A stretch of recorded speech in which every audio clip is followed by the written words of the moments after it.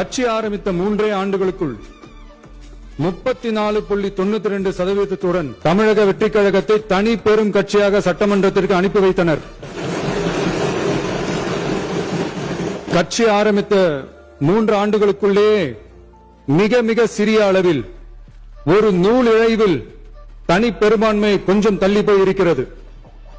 அதனால் இந்த அரசை சிறுபான்மை அரசு போல யாரும் நினைத்தால் அதிலும் எங்களுக்கு மகிழ்ச்சியே. நாங்களே சொல்கிறோம், இது சிறுபான்மை அரசுதான்.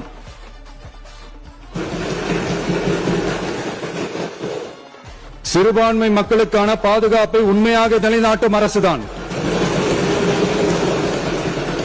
அது மட்டுமல்ல, பெண்கள், குழந்தைகள், முதியோர்கள், இளைஞர்கள், அரசு ஊழியர்கள், ஆசிரியர்கள் மற்றும் உழைக்கும் வர்க்கத்தினர் என அனைத்து மக்களுக்குமாக அமைந்த அரசுதான் இந்த அரசு. அந்த நம்பிக்கை அனைவருக்கும் ஏற்பட்டதால் தான் இந்த நம்பிக்கை தீர்மானத்தில் அது நிரூபிக்கப்பட்டிருக்கிறது. இந்த நேரத்தில் இந்த மாமன்றத்தில் நமது அரசு சார்பாக சில உத்தரவாதங்களை நான் தர வேண்டும் என்று விரும்புகிறேன்.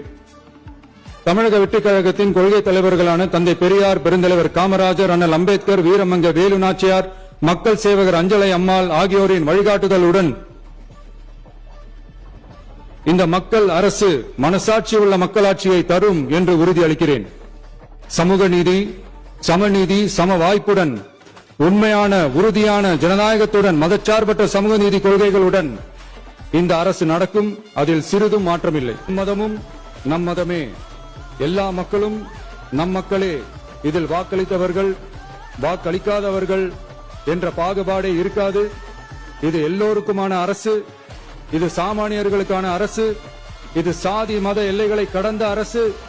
இது பாகுபாடு காட்டாத அரசு. இது பண்பாடு காக்கும் அரசு. இது பண்பட்ட அரசு.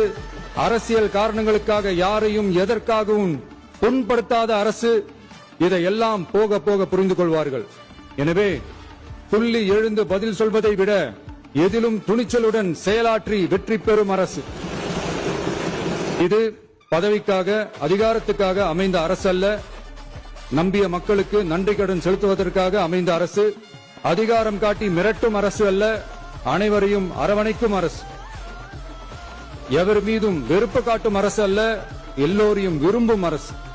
மக்களே முக்கியம், மக்கள் நலன் மட்டுமே முக்கியம். அதுவே எங்கள் ஒரே நிலைப்பாடு. எனவே மனசாட்சி உள்ள மக்களாட்சிக்கு ஆதரவளித்த அனைவருக்கும் மீண்டும் என்னுடைய நன்றியை தெரிவித்துக் கொள்கிறேன்.